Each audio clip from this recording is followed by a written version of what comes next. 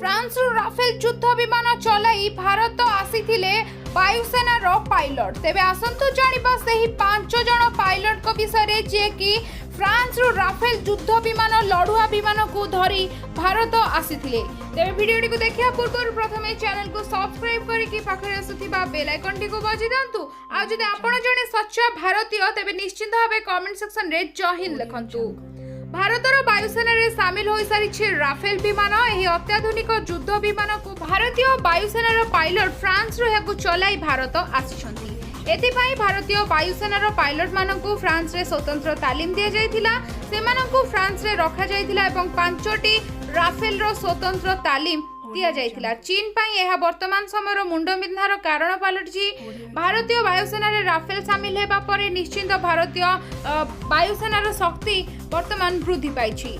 सोमवार दिन यही पायलट माने युद्ध विमान को नहीं उड़ाण भरी 2 दिनर उड़ाण पर बुधवार दिन यह भारत में पहुंची सारी। 12 जण भारतीय वायुसेनार पायलट एवं युद्ध विमान धरी भारत को आसी सारी। विमान 7000 किलोमीटर लंबा उड़ाण बेले केवल आबुधाबी रे अटकी थिला।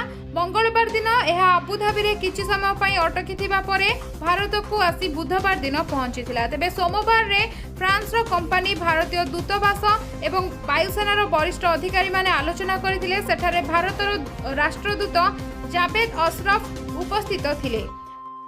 तेबे विंग कमांडर अभिषेक त्रिपाठी राफेल को अंबाला आनिथिले। तांको नेतृत्व रे ही 5टी जाक विमान भारत आसीथिला।